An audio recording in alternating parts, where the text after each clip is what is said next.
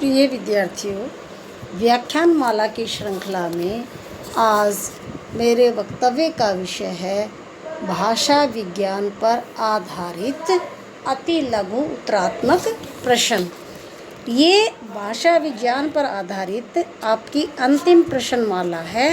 इसके बाद जो है व्याख्यात्मक प्रश्न भाषा विज्ञान के जो विषय बचे हैं उन्हीं के ऊपर मैं और वीडियोस प्रस्तुत करूँगी। अब हम अपने इस वक्तव्य की तरफ अग्रसर होते हैं। प्रथम प्रश्न है, अपभ्रंश जब साहित्यिक भाषा थी उस समय बोलने वाली भाषा कौन सी थी? अपभ्रंश जब साहित्यिक भाषा थी उस समय बोलचाल की भाषा कौन सी थी? उत्तर है देश भाषा। देश भाषा। अगला प्रश्न है, भला हुआ जो मारिया बिहणे मारा कंतु। भला हुआ जो मारिए बिहणे मारा कंतु, यह पंक्ति किस कवि की है? यह पंक्ति किस कवि की है? उत्तर है मुंज कवि। आपका आंसर है मुंज कवि। अगला प्रश्न है, 1540 ईस्वी में अवधी भाषा के किस महाकाव्य की रचना हुई? 1540 ईस्वी में अवधी भाषा के किस महाकाव्य की रचना हुई? उत्तर है पद्मावत। उत्तर है पद्मावत। विद्यार्थियों, इस प्रश्न को इस प्रकार से भी पूछ सकते हैं, अवधी भाषा में रचित महाकाव्य कौन सा है? अवधी भाषा में रचित महाकाव्य कौन सा है? पद्मावत। कौन सा है? पद्मावत। इस प्रश्न को ऐसे भी पूछ सकते हैं, मलिक मोहम्मद जैसी ने अवधी भाषा में किस महाकाव्य की रचना की? किस महाकाव्य की रचना की? उत्तर है पद्मावत। उत्तर है पद्मावत। नेक्स्ट प्रश्न है, ने किस वर्ग का व्यंजन है? ने, नल वाला ने, किस वर्ग का व्यंजन है? उत्तर है दंते। उत्तर है दंते। नेक्स्ट प्रश्न है, इंदु पत्रिका का संपादन किस छायावादी कवि ने किया? इंदु पत्रिका का संपादन किस छायावादी कवि ने किया? उत्तर है जयशंकर प्रसाद। उत्तर है जयशंकर प्रसाद। नेक्स्ट प्रश्न है, मतवाला पत्र के संपादक कौन थे? मतवाला पत्र के संपादक कौन थे? उत्तर है सूर्यकांत त्रिपाठी निराला। सूर्यकांत त्रिपाठी निराला जी। नेक्स्ट प्रश्न है, सरस्वती पत्रिका का पहला संपादक कौन था? सरस्वती पत्रिका का पहला संपादक कौन था? उत्तर है श्याम सुंदर दास। श्याम सुंदर दास। इसी से संबंधित प्रश्न है, 1903 ईस्वी में, सन 1903 ईस्वी में सरस्वती पत्रिका का संपादन भार किसने संभाला? सन 1903 ईस्वी में सरस्वती पत्रिका का संपादन भार किसने संभाला? उत्तर है आचार्य महावीर प्रसाद द्विवेदी। आचार्य महावीर प्रसाद द्विवेदी। प्रश्न को समझने की कोशिश करो, क्योंकि श्याम सुंदर दास ने सरस्वती पत्रिका को प्रारंभ किया था। पहले संपादक श्याम सुंदर दास थे। उन्होंने जो है इसको 1902 तक चलाया और 1903 ईस्वी में इसका संपादन का कार्य किसने संभाला? आचार्य महावीर प्रसाद द्विवेदी। नेक्स्ट प्रश्न है, श्रद्धाराम फुलेरी किस प्रांत के निवासी थे? श्रद्धाराम फुलेरी किस प्रांत के निवासी थे? उत्तर है पंजाब। उत्तर है पंजाब। श्रद्धाराम फुलेरी पंजाब के रहने वाले थे। नेक्स्ट प्रश्न, उत्तर प्रदेश सरकार ने 1947 में जो लिपि सुधार समिति गठित की उसके अध्यक्ष कौन थे? प्रश्न को एक बार दोबारा से समझो। उत्तर प्रदेश सरकार ने 1947 ईस्वी में जो लिपि सुधार समिति का गठन किया उसके अध्यक्ष कौन थे? आचार्य नरेंद्र देव। नेक्स्ट प्रश्न है, कचहरियों में नागरी भाषा का प्रयोग कब से प्रारंभ हुआ? कचहरियों में नागरी भाषा का प्रयोग कब से प्रारंभ हुआ? उत्तर है 1900 ईस्वी। यहाँ मैं बता देती हूँ, कचहरियों को इंग्लिश में कोर्ट कहते हैं, यानी कोर्ट में नागरी भाषा का प्रारंभ कब हुआ? 1900 ईस्वी। व्यापक क्षेत्र में व्यवहृत होने वाली बहुसंख्यक लोगों की भाषा को क्या कहा जाता है? व्यापक क्षेत्र में व्यवहृत होने वाली बहुसंख्यक लोगों की भाषा को क्या कहा जाता है? उत्तर है राष्ट्रभाषा। नेक्स्ट प्रश्न है, राजभाषा का गठन संविधान की किस धारा के अंतर्गत किया गया? राजभाषा का गठन संविधान की किस धारा के अंतर्गत किया गया? उत्तर धारा 344। अगला प्रश्न है, बम्बई हिंदी विद्यापीठ की स्थापना कब हुई? बम्बई हिंदी विद्यापीठ की स्थापना कब हुई? 1938 ईस्वी। यहाँ विद्यार्थियों, आपको मैं बताना चाहती हूँ कि पहले बम्बई नाम था, अब बम्बई का नाम बदल करके मुंबई कर दिया गया है। तो ये प्रश्न आपसे ऐसे भी पूछ सकते हैं, मुंबई हिंदी विद्यापीठ की स्थापना कब हुई? आपने उत्तर यही लिखना है, 1938 ईस्वी। अगला प्रश्न है, कुमाऊनी किस प्रांत की बोली है? कुमाऊनी किस प्रांत की बोली है? उत्तर है उत्तराखंड। नेक्स्ट प्रश्न है, उन्नाव रायबरेली जिले में कौन सी बोली जाती है? उन्नाव और रायबरेली जिले में कौन सी बोली जाती है, यानी कौन सी भाषा बोली जाती है?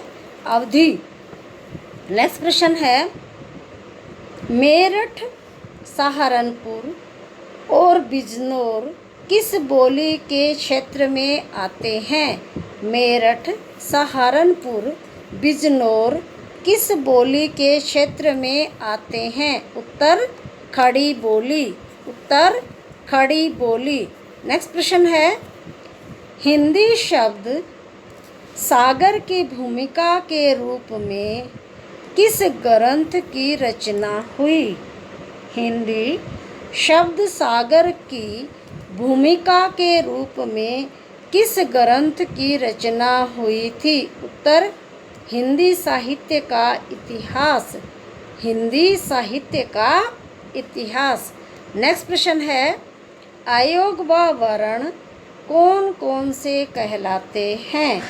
अयोग वह वर्ण कौन कौन से कहलाते हैं? उत्तर अंग ए, अंग ए। ये दो वर्ण जो है आपके अयोग वा कहलाते हैं, जो स्वरों के अंतिम हैं, अंग और ए। नेक्स्ट प्रश्न, कौन सा गुण राष्ट्रभाषा के लिए आवश्यक नहीं है? कौन सा गुण राष्ट्रभाषा के लिए आवश्यक नहीं है? सरकारी कामकाज की भाषा, सरकारी कामकाज की भाषा। आपने ऊपर इस प्रश्न को किया था कि व्यापक क्षेत्र में व्यवहृत होने वाली बहुसंख्यक लोगों की भाषा को क्या कहते हैं? राष्ट्रभाषा। यानी जिस देश के ज़्यादातर लोग जिस भाषा का प्रयोग करते हैं उस भाषा को हम क्या कहते हैं? राष्ट्रभाषा। और ये ज़रूरी नहीं कि वहाँ के लोगों की कामकाज की या जो मानक भाषा है वही उनकी राष्ट्रभाषा हो। राष्ट्रभाषा अलग चीज़ है और राजभाषा अलग है। अगला प्रश्न है, राजभाषा के प्रति सरकार के कर्तव्यों एवं दायित्वों का उल्लेख किस अनुच्छेद में है? राजभाषा के प्रति सरकार के कर्तव्यों एवं दायित्वों का उल्लेख किस अनुच्छेद में है? उत्तर 351 अनुच्छेद, यानी अनुच्छेद 351। उसमें राजभाषा के अंदर जो कर्तव्य हैं, दायित्व हैं, उनको दर्शाया गया है।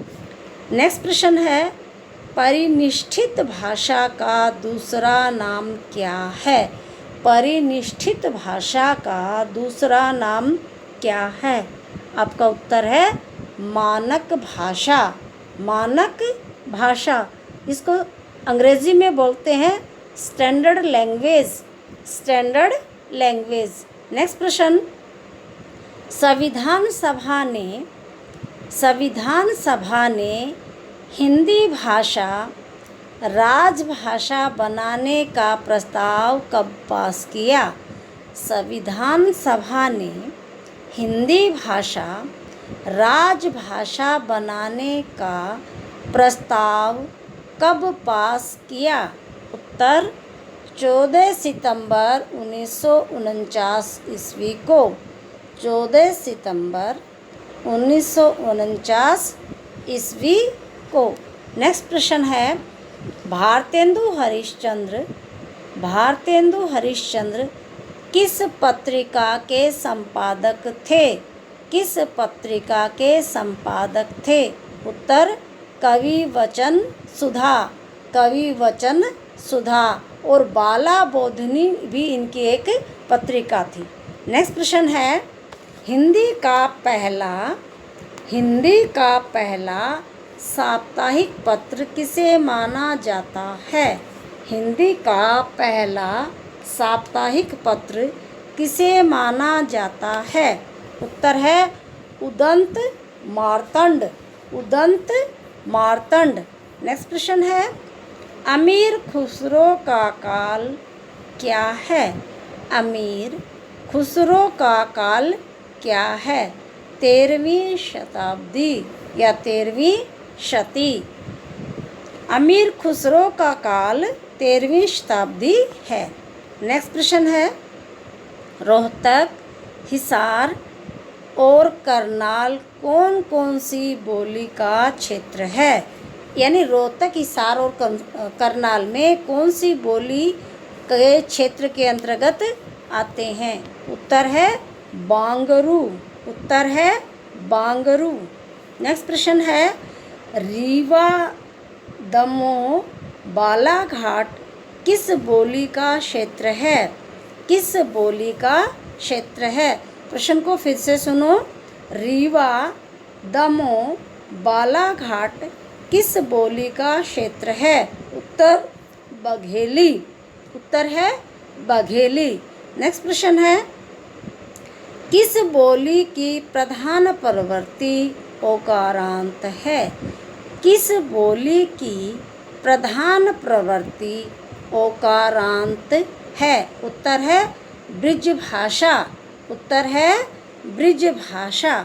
नेक्स्ट प्रश्न है, खड़ी बोली का प्रथम महाकाव्य कौन सा है?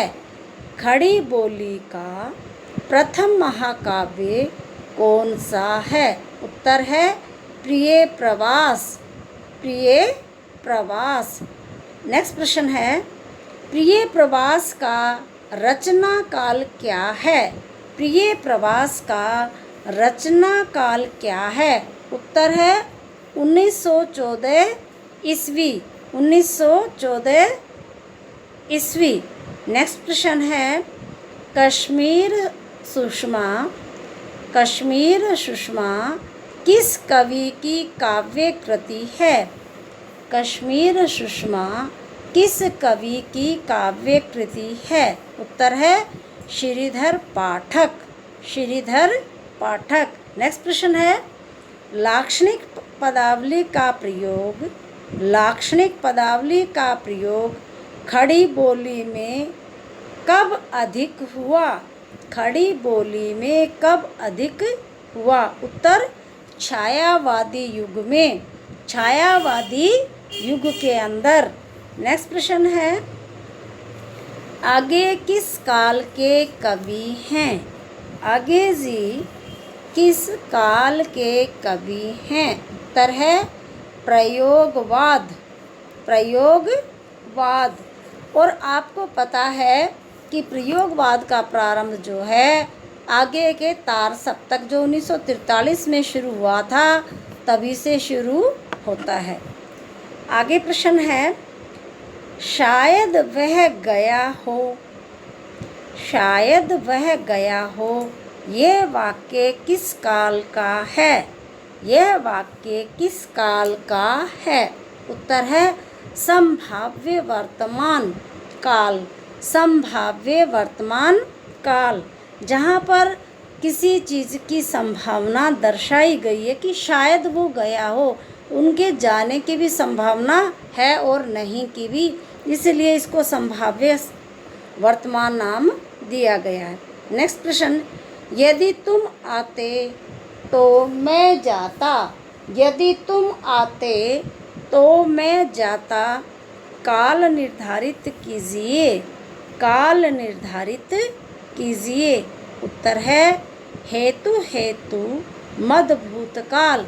हेतु हेतु मद भूतकाल। नेक्स्ट प्रश्न, वह जाए तो मैं आऊँ। वह जाए तो मैं आऊँ यह वाक्य किस काल का है? यह वाक्य किस काल का है? हेतु हेतु मद भविष्यत। हेतु हेतु मद भविष्यत। अब देखो, इसमें पहले वाले में था कि यदि तुम आते तो मैं जाता, ये आपका भूतकाल का वो था उदाहरण कि वो आएगा तो मैं जाऊंगा। और यहाँ पर जो है बात थोड़ी दूसरे ढंग से कही है, कंडीशनिंग है, वह जाए तो मैं आऊँ। अब ये क्या कह रहा है कि वो पहले जाएगा फिर मैं आऊँगा, तो यहाँ पर भविष्य की बात हो रही है, तो यहाँ पर आपका काल होगा हेतु हेतु मद भविष्यत काल। हेतु हेतु मद भविष्यत काल। नेक्स्ट प्रश्न है, राजभाषा आयोग का गठन किसके द्वारा किया गया? राजभाषा आयोग का गठन किसके द्वारा किया गया? उत्तर है राष्ट्रपति। उत्तर है राष्ट्रपति। नेक्स्ट प्रश्न है, जयशंकर प्रसाद किस पत्रिका के संपादक थे? जयशंकर प्रसाद किस पत्रिका के संपादक थे? उत्तर इंदु। आपका उत्तर है इंदु। तो यहाँ विद्यार्थियों आपको मैं स्पष्ट कर देती हूँ कि यहाँ जो कवि हैं जिन्होंने जिस समाचार पत्र को या जिस पत्रिका को निकाला उसका नाम, उसकी भाषा से संबंधित परीक्षा में एक प्रश्न अवश्य पूछा जाता है। वह प्रश्न चाहे किसी भी कवि के किसी पत्र से संबंधित हो, उनकी पत्रिका से संबंधित हो, या वह पत्रिका किस स्थान से निकाली जाती है, उसकी भाषा कौन सी है, उस पर आधारित अवश्य एक प्रश्न आपकी परीक्षा में होता है। इस प्रश्न को वह दो प्रकार से पूछते हैं। एक तो डायरेक्ट पूछ लिया जैसे प्रश्न कि कौन सा छायावादी कवि जो है मतवाले पत्र को निकालता था, तो वहाँ अपने प्रश्न का उत्तर दिया सूर्यकांत त्रिपाठी निराला जी। अगर यहाँ पर नाम न दे करके ये पूछा जाए कि कौन सा छायावादी कवि अपना पत्र निकालता था, तो यहाँ पर आप असमंजस में मत पड़ना। यहाँ अगर आप निराला कवि लिख लेते हो, सूर्यकांत त्रिपाठी निराला जी, वह भी ठीक है। अगर आपने यहाँ पर जयशंकर प्रसाद जी का नाम लिखा तो वह भी आपका ठीक है, क्योंकि जयशंकर प्रसाद भी छायावादी कवि हैं और वो भी अपना एक पत्र वो एक पत्रिका के संपादक थे। किसके? इंदु नामक पत्रिका वो निकालते थे। अब इसी श्रृंखला के अंदर मैंने जो आयोग हैं, जो परिषद हैं, जो सभा हैं, उनके जो गठन है या राजभाषा से संबंधित जितने भी आपके अनुच्छेद हैं, उन्हीं के ऊपर आधारित मैंने इस प्रश्नमाला को तैयार किया है।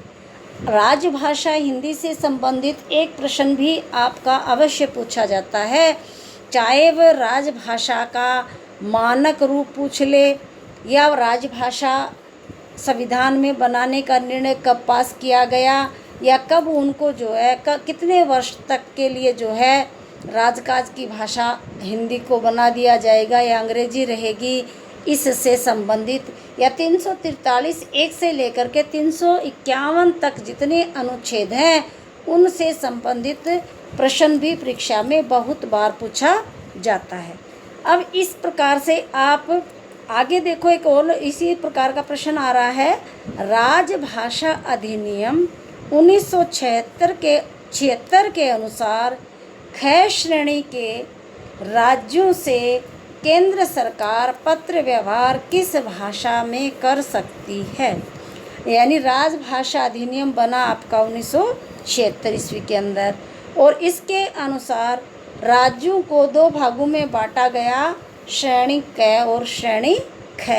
अब क का तो यहाँ नाम है ही नहीं, ख से संबंधित बात पूछी गई है कि अगर ख राज्यों से केंद्र सरकार ने पत्र व्यवहार करना हो तो वो कौन सी भाषा में कर सकती है? उत्तर है हिंदी एवं अंग्रेज़ी। हिंदी एवं अंग्रेज़ी यानी उसके अंदर बोलने वाले जो राज्य हैं वहाँ सरकार को अगर पत्राचार करना है तो या तो हिंदी में या फिर अंग्रेज़ी में, जो उस राज्य की भाषा है उसमें वो कार्य नहीं होगा। नेक्स्ट प्रश्न है, हिंदी भाषा का उद्गम और विकास पुस्तक के लेखक कौन हैं? हिंदी भाषा का उद्गम और विकास पुस्तक के लेखक कौन हैं? उत्तर है doctor Uday Narayan Tiwari. Doctor Uday Narayan Tiwari. Next प्रश्न है, हिंदी भाषा नामक पुस्तक के लेखक कौन हैं? हिंदी भाषा नामक पुस्तक के लेखक कौन हैं? उत्तर है भोलानाथ तिवारी। भोलानाथ तिवारी। नेक्स्ट प्रश्न है, संविधान में राजभाषा का प्रावधान है। संविधान में राजभाषा का प्रावधान है। उत्तर है भाग 17 अध्याय 1 धारा 343 धारा 343 1। नेक्स्ट प्रश्न है, भारतीय संविधान ने अंकों के किस रूप को स्वीकार किया है? भारतीय संविधान ने अंकों के किस रूप को स्वीकार किया है? उत्तर है भारतीय अंकों के अंतर्राष्ट्रीय रूप को। भारतीय अंकों के अंतर्राष्ट्रीय रूप को। इस प्रकार से विद्यार्थियों, भाषा विज्ञान पर आधारित अति लघुत्तरात्मक प्रश्नों की श्रृंखला का जो सिलसिला था आज वह समाप्त हुआ। इसके बाद अब मैं आपके लिए भारतीय काव्य शास्त्र पर आधारित प्रश्नमाला की जो श्रृंखलाएं हैं उनको YouTube पर अपलोड करूंगी और आपसे पुनः मेरा आग्रह है कि आप YouTube पर डॉक्टर सुशीला आर्य के चैनल को सब्सक्राइब करें, बेल आइकन को प्रेस करें ताकि जितनी भी मैं नई वीडियोस अपलोड करती हूँ YouTube पर उनका नोटिफिकेशन, उसकी सूचना आपको मिल जाए।